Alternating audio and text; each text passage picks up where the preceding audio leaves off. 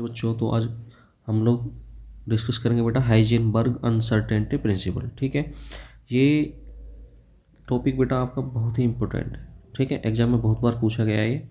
तो Heisenberg uncertainty principle यानी कि हाइजेनबर्ग की अनिश्चितता का सिद्धांत। ठीक है, तो ये जो प्रिंसिपल दिया था बेटा किसने दिया था? हाइजेनबर्ग ने, है ना। ये एक जर्मन साइंटिस्ट थे और 1927 में ये प्रिंसिपल दिया गया था। तो अकॉर्डिंग टू दिस प्रिंसिपल, इस प्रिंसिपल क्या था ये प्रिंसिपल? तो ये प्रिंसिपल था बेटा the position and momentum of a particle such as an electron cannot be measured simultaneously with complete accuracy. तो इसका अर्थ ये है, सबसे पहले ये जो प्रिंसिपल दिया गया था बेटा ये माइक्रोस्कोपिक पार्टिकल्स के लिए दिया गया था, अत्यंत सूक्ष्म कणों के लिए। ठीक है, तो the position and momentum of a particle, तो जो सूक्ष्म कण थे यानी किसी कण की स्थिति, कैसे कण थे वे, कैसे पार्टिकल्स थे वे बेटा, वो थे माइक्रोस्कोपिक पार्टिकल्स। ठीक है, क्योंकि ये जो प्रिंसिपल दिया गया था माइक्रोस्कोपिक पार्टिकल्स के लिए दिया गया था। ठीक है,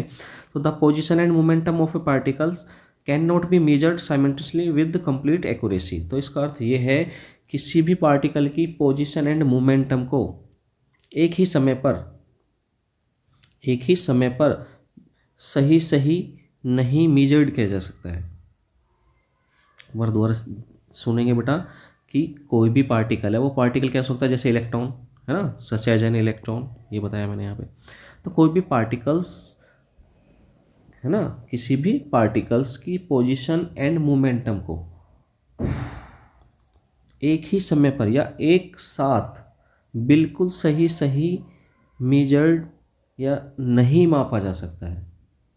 ठीक है, तो ये क्या था बेटा? ये हाइजेनबर्ग अनसर्टेनिटी प्रिंसिपल था। ठीक है, तो इसका फॉर्मूला था बेटा delta x into delta p greater than या इक्वल h/4 ये इसका फॉर्मूला था। ठीक है, where delta x is equal to क्या था बेटा? Position of particle. Delta p क्या था आपका? मोमेंटम। और h है बेटा आपका प्लांक कांस्टेंट। ठीक है, ये कांस्टेंट वैल्यू है। ठीक है, और इसकी जो वैल्यू होती है वो क्या होती है? 6.626 इंटू, यानी पॉइंट है बेटा यहाँ पे, इंटू 10⁻⁻30। ठीक है, जूल सेकेंड। ठीक है, तो ये इसकी वैल्यू होती है। अब इस फॉर्मूले से आपको कुछ समझ में आ रहा होगा। वो क्या आ रहा होगा? वो आ रहा होगा कि ये जो डेल्टा एक्स है बेटा, ये delta x into delta P, ठीक है, the product of position of particle, है ना, position of particle and momentum, यानी कि particle of position of particle and momentum के प्रोडक्ट की जो वैल्यू होती है बेटा वो हमेशा या तो h/4 से क्या आएगी बेटा? ज़्यादा आएगी, या क्या होगी बेटा? इसके इक्वल होगी। ठीक है, तो कभी भी इसका मान delta x into delta P का मान h/4 से कम नहीं आ सकता है। ठीक है, तो ये बात उसने यहाँ पे लिख दी है। The product of the uncertainties in the position and momentum of a particle can never be less than a fixed minimum value, यानी कि इस वैल्यू से इसकी वैल्यू कभी भी कम नहीं आ सकती है। ठीक है, या तो ये इक्वल होगी या इससे ज़्यादा वैल्यू होगी। ठीक है, अगर मैं इसके एग्जाम्पल की बात करूँ बेटा, तो एग्जाम्पल में आप लोग देखेंगे वो कह रहा है if we try to measure the position of electron present in any atom very accurately. यदि आप किसी एटम में, है ना, किसी एटम में जो प्रेजेंट इलेक्ट्रॉन होता है, अगर उसकी पोजीशन को आप बहुत अच्छे से मापना चाहते हैं, है ना, मेजर्ड करना चाहते हैं, बिल्कुल सही मेजर्ड करना चाहते हैं आप लोग, तो इसके लिए आपको क्या करना होगा? We must shine light on it. तो उस पर हमें क्या डालनी होगी बेटा? लाइट डालनी होगी, है ना। तो द फोटोन ऑफ लाइट, तो लाइट के जो फोटोन होते हैं वो कोलाइड करेंगे किसके साथ? इलेक्ट्रॉन के साथ, and give it A small push, और उसे थोड़ा सा आगे को धक्का दे देंगे।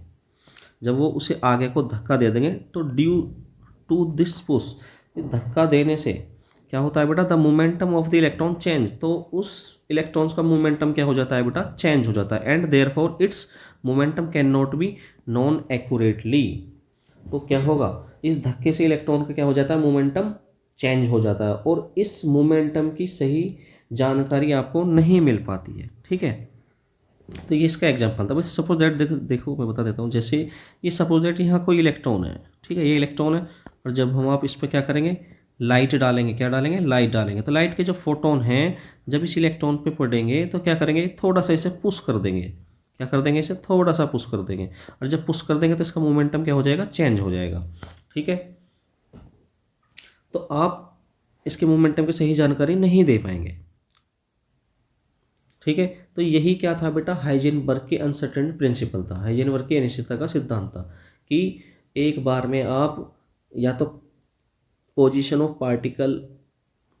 पार्टिकल की पोजीशन बता सकते हो या फिर उसका मोमेंटम बता सकते हो, दोनों एक साथ एक ही समय पर नहीं बता सकते हो। ठीक है बेटा, ओके बेटा, थैंक यू।